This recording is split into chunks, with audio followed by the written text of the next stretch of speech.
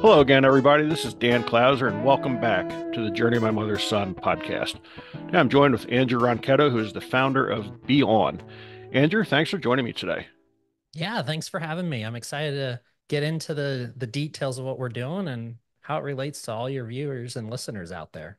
Absolutely. Looking forward to the conversation. But before we get started, just introduce yourself in your own words. Who is Andrew today? Sure, no, appreciate it. So I have kind of been in all these different walks of life, and I feel like I'm on that next chapter. It's just kind of beginning for me, but I've been focusing a lot more lately on I'm going to talk about it as revolutionizing holistic wellness. And a lot of that begins with looking inward. So I've been kind of on this journey for the last couple of years of how I adjust and address all these things that have been building up over the course of my life, even though I still got a long way to go. And it's been kind of this journey for me that has translated itself into say, I feel like I could do something for others too. And that's where my superpower around technology has kind of come out. And this idea of how we blend the two really change the conversation about how we look at ourselves, how we build that support and that community. And that's what I'm excited about doing right now. Yeah, very cool. So, you know, tell me a little bit about, we'll dig in a little deeper, but um, to give the audience kind of the Cliff Notes version of you know, what you're doing at Beyond and what is Beyond. Absolutely. So I'm going to back it up all the way to what is holistic wellness? Just to kind of, lay the groundwork there. And we really look at it in 8 different dimensions. We hear a lot about the physical and the mental and the spiritual aspects. There's apps out there, there's conversations. It's in our face, you know. But there's 5 other ones that sometimes don't get the same love or attention or support. And with these being all interconnected, they're critical. So career is one of those, your professional life, like that is, for some people a third or more of their life, and it's an important part to weave into everything else you have going on. The intellectual, so what you're learning, how you're growing, experiencing things in life. Financial, because there is a big part of that that sometimes we don't talk about. There's also the social or the relationships, so that community we have, the family, the friends, etc. around us. And then the last one is around our surroundings, actually. So where we live, how that influences how we feel, go through the day or, through a month. We were talking as we were getting started here about, your love for traveling and being in the RV and seeing and exploring the world. And I love that because it's really demonstrating how that evolves your surroundings, and all of these working together are what define holistic wellness. And so, if we understand that those are the 8 dimensions and we understand how interconnected they are, what we see and what we're doing at Beyond is really trying to support individuals by, I'm going to say, putting you at the center.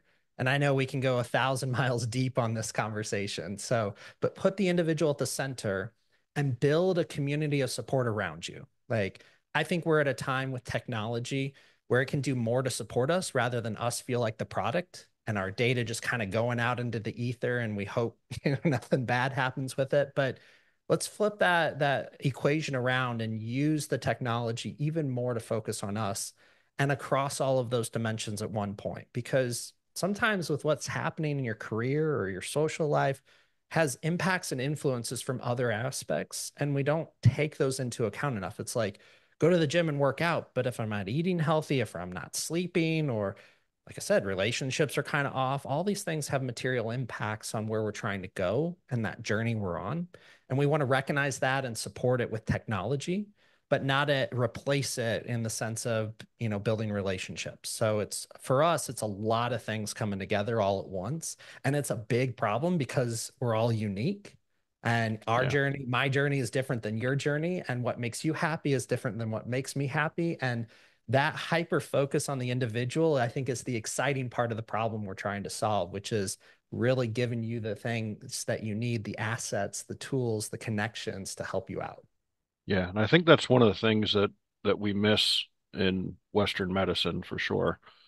Um, I'm very disenfranchised with Western medicine. I think everything is, they call it a healthcare industry. It's really a sick care industry, where there's a pill for for everything, a prescription for everything, and really almost zero individual attention. It's all a cookie cutter. Well, this study says that this worked for, you know, 90% of the patients who have the same problem. What if you're part of that 10%?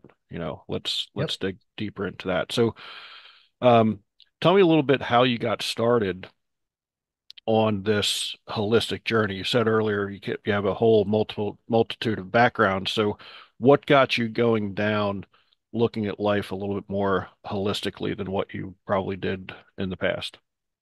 I think it goes a little bit to what you were just talking about. Healthcare is very reactive. Like even just to talk about it in that context, it doesn't do a lot on the proactive side. Even though, I mean, being a business person, the financial savings of being proactive far exceed being reactive. I mean, but how that relates to me is, about a year and a half, 2 years ago now, I'm going to say through stress at work, herniated disc in my back. Never even thought that was possible, but that buildup just kept coming and coming. And it got to a point where, like I said, it materialized itself in some problems in my back, and it just totally kind of reset the balance. I mean, I wasn't sleeping. I was trying to work with different coaches to help me out because I think that's an important aspect. And we could talk about how that community of support is critical to our success as individuals. Um, but when I started working with them or continuing to work with them now through this new, I'm going to say life inflection point, I felt bad and I felt like a traffic cop because as I was working with the therapist, he would say one thing, and I was working with the fitness coach, they would say another thing, even though they were saying the exact same thing. It was like they were talking past each other, and Hmm. I was having to do the translation. And I mean, I speak a little bit of Spanish, and not to say it was different languages, but it felt like that. Like I Right. just was struggling there. And when you're on a recovery journey, and this is reactive in that nature, the worst feeling you can have is feeling like I'm spending more time trying to figure out what to do than actually doing it. And that was really the basis of me starting to step back and start to look at all these dimensions of what it is and how do they relate to each other and how can I help and how can technology help me and reframe and rethink the things that are in my life. And I'll admit this straight up. I'm still on that recovery journey. Like my back feels better. I mean, it's great. I love that. But this journey for me has been long because there was so much buildup. And it just takes time for that to clear out. It just doesn't happen overnight. And me resetting myself is a big part of that. Yeah, I love that. I love that. Yeah, because I think one thing that people don't put enough emphasis on, and you talked about a little bit um, during your intro, is how it's all intertwined. From the spiritual to the mental to the physical. Again, the financial and all that sort of stuff. Um, and I guess, and you're probably not going to be able to answer this question because it's not really a black and white answer, but I'll ask it anyway. But I mean, how do you think, or why do you think we've become so linear and not understanding how it's all tied together? Because it does seem like it shouldn't be that foreign of a concept to grasp, but yet to some people, it's very difficult to get them to understand how it's all intertwined. You know, I I look at it in one way is I feel like part of the reason why individuals start to look at this differently and start to look at all the things holistically is because they have an event in their life that kind of kicks them into it. And it's not for a lack of trying or desire. I think it's those moments, big and small, in my case, bigger than some, but not as big as somebody having a heart attack, for example, or a stroke or something else chronic that could really fundamentally disable them. Um, but it's those moments that I think kick us a lot more into it because we don't like to be told what to do. I mean, how many we talk about the old thing is don't put your hand on the stove, but that kid's going to until they realize it's really hot and that sucks a lot. And I think it's kind of the same thing here. Like we need those moments that kind of push us over the edge. And I think this is part of having that empathy and vulnerability within ourselves to recognize that those moments aren't supposed to be these life altering changes, but just a chance to learn and change and take a new path. And if that, for some, if it happens early, I think that's better for, if it could happen early for all of us, fantastic.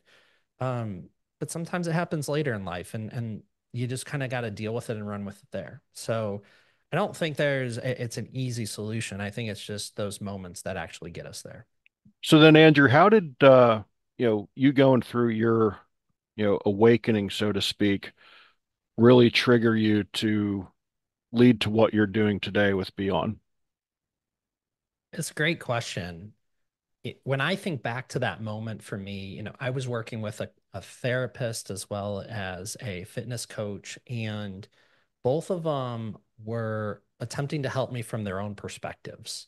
And, as I had mentioned, we talked about, it's nothing against the practitioner, the coach, the mentor, advisor. They were talking past each other because they weren't really seeing what the other was saying.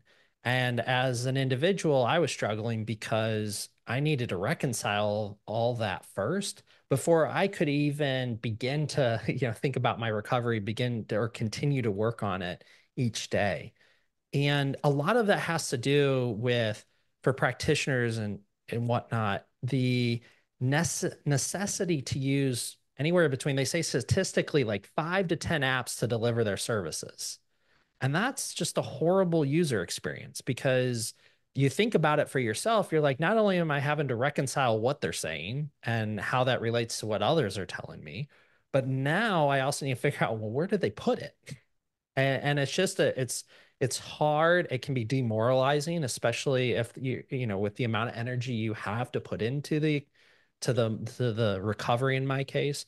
But it's also just an opportunity to help practitioners because they're in it to help. I mean, I don't think any of them survive if that wasn't really their true motivations. And so, what I can do with technology, and that's really part of the basis of Be On, is to create technology that can support them in that of offering their services to their clients and do it as comprehensively as possible so that it doesn't break their bank, but it also doesn't break the individual's bank either because a lot of that gets passed through. So, just really this idea and this opportunity of helping them streamline and improve the user experience that really gets beyond off the ground. And that really came from my experience of what I felt when I was going through that one moment.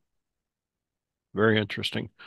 So tell me a little bit about how you then, it's one thing to have the concept to build this platform, and then a totally different thing, you know, getting it done. So you do have a team that you're working with. It's working for you, with you, however you want to term it.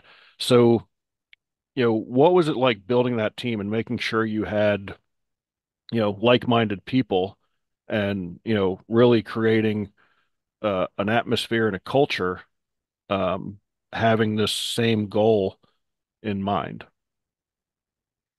Well, one of the things I always talk about is it is something you always have to work on. We I come from a project management and program management and background, and the way I've always kind of viewed things as a result of that experience is this need to be action oriented.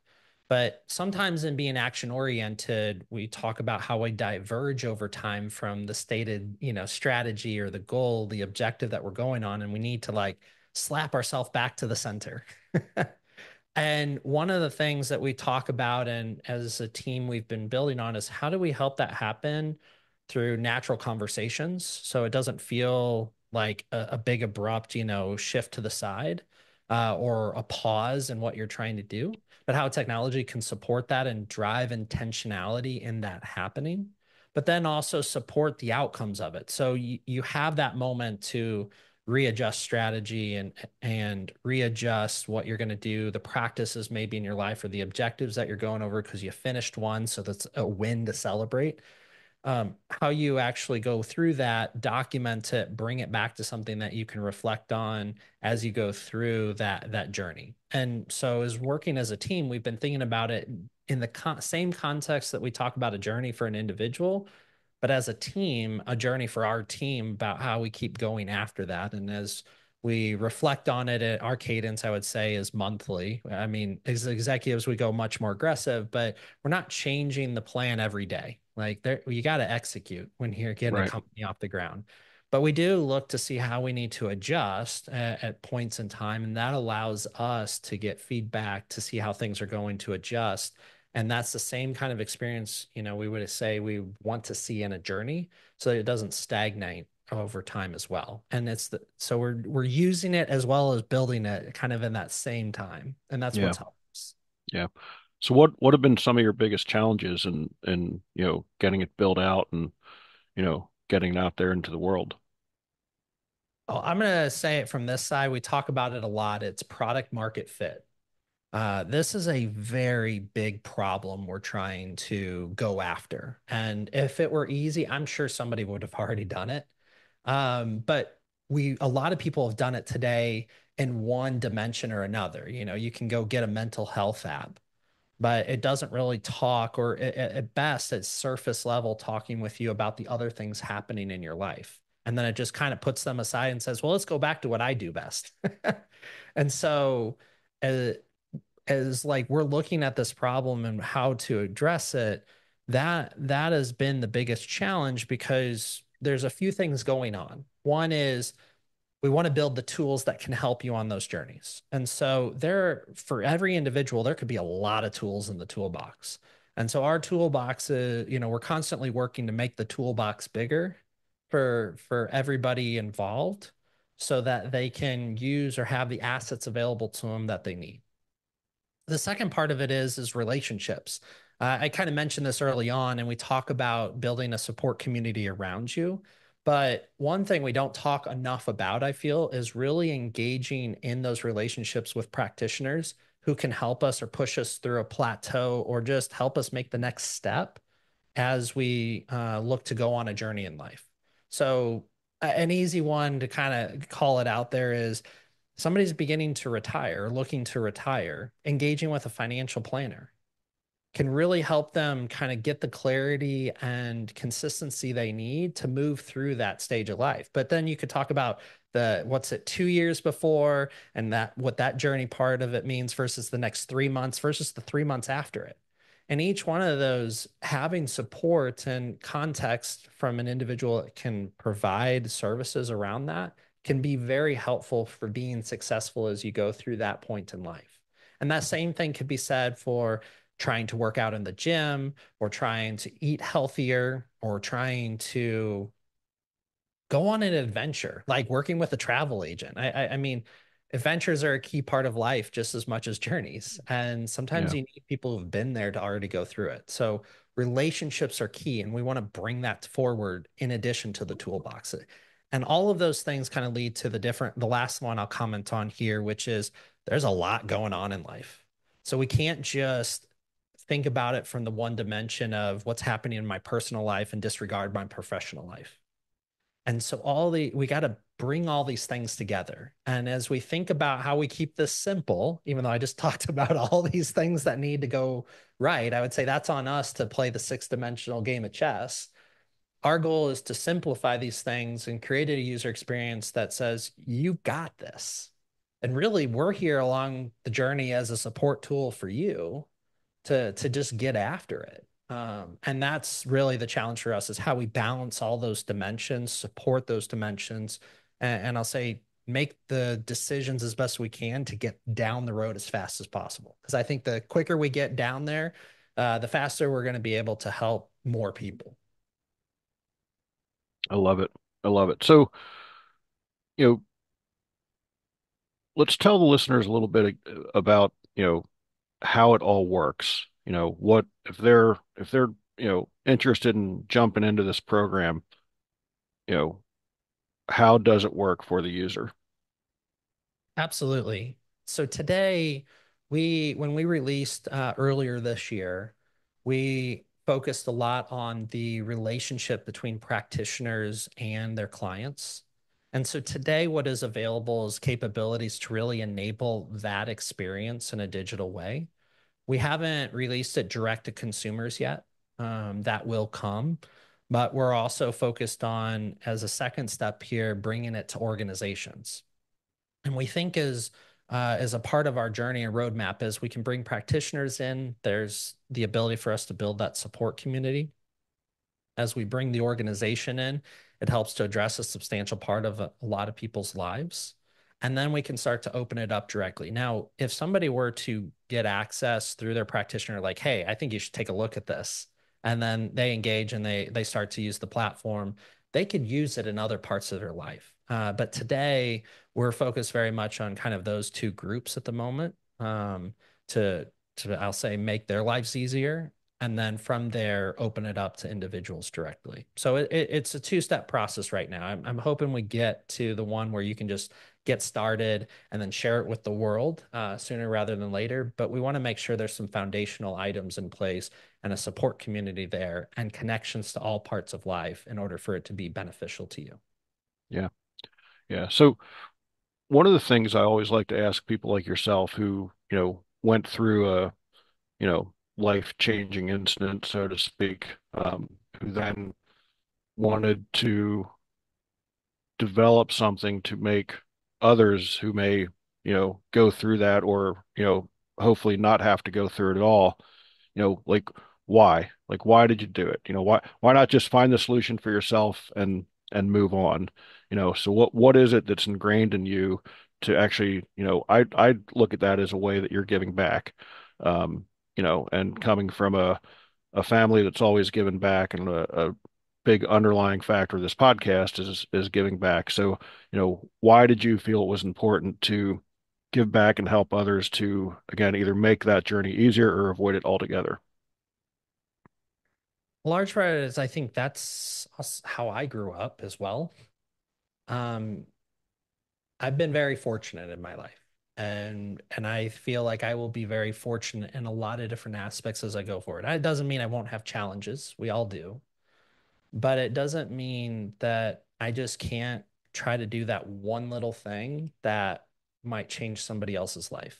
And I've always kind of felt that way. I got into consulting early on in my career and really was doing that up to this point. And I loved and felt passion about helping people with solve their own problems. And I think that just kind of plays out into here as well in what we're trying to do now with technology, but also recognize that I can still use all that consulting experience to help build that support community. And so I think it's part of my nature. I find it, I get excited about it. I wake up in the morning, I'm like, let's do it. I might have 10 irons in the fire. And I got to look at that, personally, because I got to balance out all the other things in my life too. Because I do like, it's how I got down into that situation that put me where I am today. Right. But it doesn't stop me from wanting to just make that difference. And I hope by building these tools and by listening and creating those communities and by having this conversation with you and even, potential conversations with your listeners, is we can start to change the dynamic that we view life and how we view it and start to make those progressions that I think are beneficial to everybody. And for me, it begins with community. So giving back to the community that's given to me and continue to work towards it. Yeah. I love that. I love that. So, Andrew, we could continue to go on and on, but, you know, want to start to wrap things up. But before we do, I mean, is there anything, pertinent that we missed that you want to, make sure the listeners know about before we start to wrap things up? I'm going to say it this way because I think it's important to throw out there. Don't get stuck on looking for the 100% solution. Journeys are complicated. And I didn't say this when I early on, but when I was talking about all the dimensions, it just because there are 8 dimensions to work on and focus within life does not mean we get after those every moment of every day. I think there is a priority that needs to come into play and doing that consciously. And I know we could go off on a whole rabbit hole on that, but I want to make sure folks don't get discouraged by the fact that maybe they've only been focusing on one or two of those for the longest time. And now we're saying, hey, you got 6 more. but just to take the steps. And if you're ready for the next one, look at how you bring it into your practices in your daily life and be happy and conscious about those decisions that you're making. And if you want to do something differently, whether working with people or doing it yourself, make new decisions and start to bring those things in. So it's about getting going. And it is about enjoying it. And it's about being happy with it. And it's about being you. So that journey is unique and it's to you individually. And if I can't believe we didn't say it before now, but I just want to make sure we double down on that. Yeah, not I love that. And that's, kind of a lot of times when you have a big task at hand, we get overwhelmed with the entirety of that task where it comes down to you know, the the old phrase of, how do you eat an elephant? And it's one bite at a time, and I think working on ourselves one bite of it at a time is a great way to approach things. So I love that you brought that up for sure. So if anybody out there, wants to find out more about what you're doing, engage in the services, I mean, how do they get a hold of you guys? Great question. You can get us on our website, beyondplatform.com.